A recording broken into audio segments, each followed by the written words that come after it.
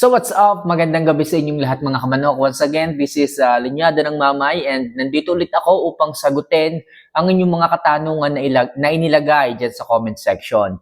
Kaya mga kamanok, kung nagugustuhan nyo yung mga ganitong klaseng video and topics na aking ginagawa, huwag nyo sanang kalimutan na mag-subscribe, mag-like, at syempre mag-comment ka na rin kung may katanungan katungkol sa pagmamanok mo at pangako, abot ng aking makakaya, kaalaman, pipilitin ko pong sagutin lahat ng inyong katanungan sa akin about sa mundo ng pagmamanok. Kaya mga kamanok huwag niyo sanang kalimutan na mag-subscribe so wala naman po yung bayad. So, paano mga kamanok? Huwag natin masyadong patagalin. Medyo marami-rami ang ating sasagutin katanungan and hopefully, masagot ko na at this moment of time ang katanungan mo. Okay? So, huwag natin masyadong patagalin. Ito po yung unang katanungan.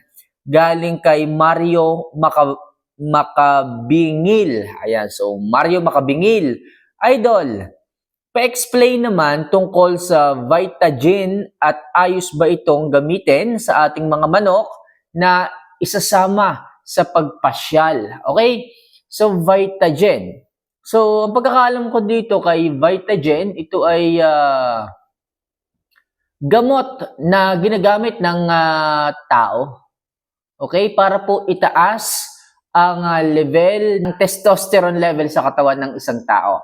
Which is, mataas po yung dosage nito kung ito po ay ibibigay natin sa ating mga alaga. Okay? So, pero, sa ganda ng maaaring maitulong nito sa ating mga alagang mga manok, sabi ko nga, ito po ay mataas sa testosterone level na maaari rin pong magamit ng ating mga manok. So, paano po ang pagbibigay nitong Vitagen? Wala po itong pinagkaiba mga kamanok sa Vitagen, Rogen E, Maxvit. Okay?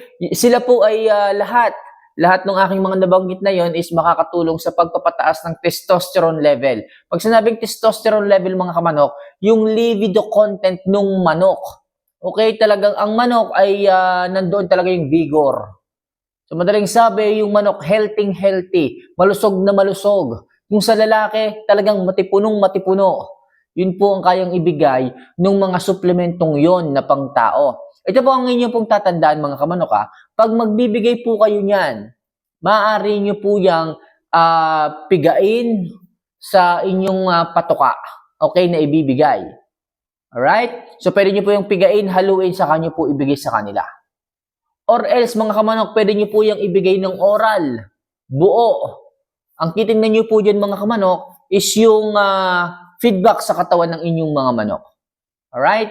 Hindi po pwedeng pagkabigay ninyo, yun na po ang tamang schedule ng pagbibigay. Kailangan nyo pong tingnan kung ano po ang maaaring maging result and feedback sa inyong mga alaga once na binigyan nyo po. Pero dito mga kamanok, sa aking sistema, nagbibigay din naman po ako niyan. Pero, 5 days or 4 bago kayo mamasyal, ibigay niyo po sa kanila after feeding. Okay, ako ginagawa ko sa gabi Nagbibigay ako sa gabi. Pagkatapos kong manggaling sa aking trabaho, dating ko ng gabi, meron pang laman ang butse kasi one day, one eat po ako. Nagbibigay po ako sa gabi niyan. Bigay po ako sa gabi para paggising ng manok, feel niya po yung pakiramdam na talagang matipuno siya. Dahil tumataas po unti-unti yung kanyang testosterone level. At makikita niyo po, day by day na lumilipas, mas nagiging mas nagiging kalmado, mas nagiging mapula yung mukha, mas hindi ko masabi Iba yung aura ng manok, healthy, malusog na malusog, happy, masaya. Palaging tumitilaok, makulit, malikot sa kanyang cording. Yun po makikita nyo na sign na yung manok ay maganda yung feedback sa katawan nitong mga testosterone booster na to. Kagaya ng Vitagen, yung sinasabi mo, Maxvit, Rogen E. Okay? So, lahat po sila is mayaman nga po sa bitaminang nakakapagpataas ng testosterone level sa katawan ng manok. Okay? So, 5 days or 4 bago kayo mamasyal, ibigay niyo po sa kanila. At maganda po magiging result niyan sa inyong mga alaga. So, next question. Okay, galing kay Mark Anton Kiambao. Ayan, so, Sir, maganda bang ibigay ang Nevron tablet sa ating mga alaga kung tayo ay mayroong pasyal? Pa-shoutout na rin from Tarlac City. Ayan, so mega shoutout po kay Mark Anthony Kiambao. Ayan, so si Nevron tablet, maganda ba siyang ibigay sa ating mga alaga kung tayo ay mayroong pupuntahan or mamamasyal? So yes po, si Nevron tablet po, siya po ay nakafocus naman sa nervous system development ng ating mga manok. Kamanok, anong ibig mong sabihin nervous system development?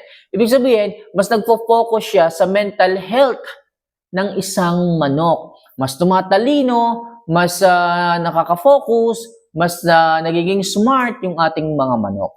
Kaya ako dito sa aking bakuran, na-try ko na rin pong ibigay ang Nevron tablet sa aking mga manok at nakita ko talagang nag-iisip yung manok. Talagang hindi agad-agad siya pumupunta sa imbitasyon hanggat hindi siya nakakasiguro na maayos yung kanyang papasukin. Okay, ganun po yung manok eh. Nag-iisip muna siya bago siya gumawa ng kung ano-anong mga activities, ng mga workout and exercises sa mismong pupuntahan, iniisip muna niya.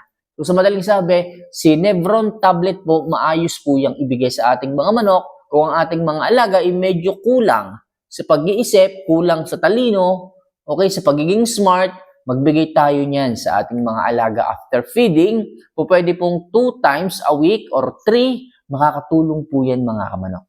Okay? So, Nevron tablet, maganda po yan sa mental development ng ating mga manok.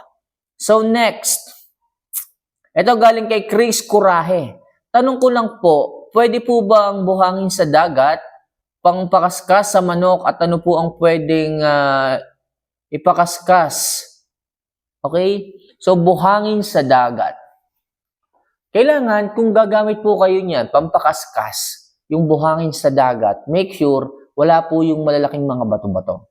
Kasi po minsan pag natutungtungan po nila yun, masakit po sa ganitong palad para sa kanilang talampakan. Kailangan binistay na kung maaari para wala po talagang matitigas na bato ang kanilang maapakan dyan. Pwede naman po yun. Buhangin sa dagat, wala pong problema doon.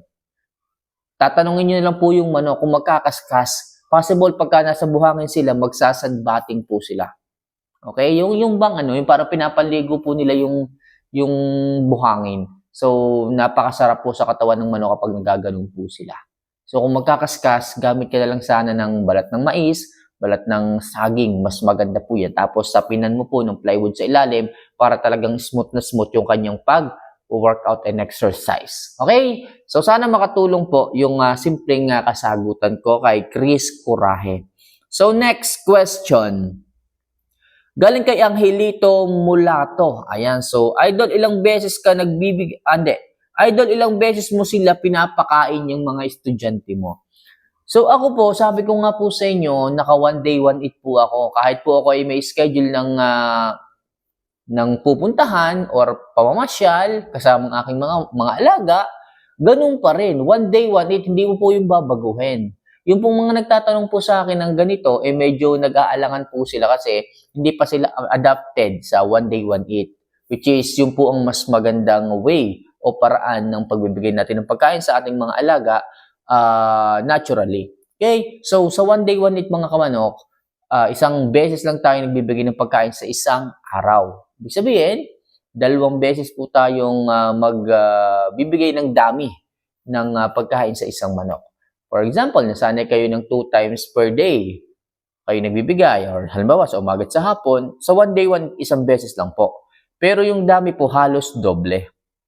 Sa 1 day, 1 eat halos doble, yung kaya pong kainin ng manok sa 2 times per day, ganun po karami rin ang ibinibigay natin kung 1 beses lang tayo nagbibigay. At bakit ko po nasabi na mas maganda po yung 1 day, 1 eat? Unang-una, hindi po masyadong nagkakasapola yung manok. Hindi po masyadong nagkakataba yung isang manok. Kasi po para sa akin, pag 2 times per day kayo nagbibigay ng pagkain, na-overfeed po yung manok. Kaya yung manok, sabihin na natin magandang pangatawan, malalaki kaso ang bibigat. Malalaki kaso may sapola, may taba. Okay, so para masigurado natin na yung katawan is bulto, maskulado, lean ang muscle, kailangan 1 day, 1 eat tayo. And make sure yung kakainin nila sa isang beses na yon is high in amino acid or high in protein. Gaya nga sabi ko palagi sa inyo, samahan nyo po ng fermented Jackie Oats para makuha nyo yung gandang tono ng pangangatawan, yung gandang build ng pangangatawan na walang taba, walang sapola, magaan pero bulto. Okay, so sa pag-ferment naman ng Jackie Oats, madali lang naman yan. Ihahalo nyo lang po, ibababad nyo lang naman sa tubig, sa mineral water, sa loob ng 1 linggo, and after 1 week, pwede nyo nang ihalo. And after 1 month na paghahalo, makikita nyo ang magandang pagbuka ng katawan, pagbulto ng katawan, gamit yung fermented Jackie Oats. So, paano mga kamanok? Hanggang dito na lang muna siguro ang ating ilang mga katanungan na nasagot. Hopefully, nasagot ko po ng ayos yung mga katanungan na nag-comment. And yung mga susunod po, kayo mag-alala, gagawa ako ng mas maraming video para masagot po yung inyong maraming katanungan. So, paano mga kamanok? Once again, this is Linyada ng Mamay. See you for our next vlog. Paalam.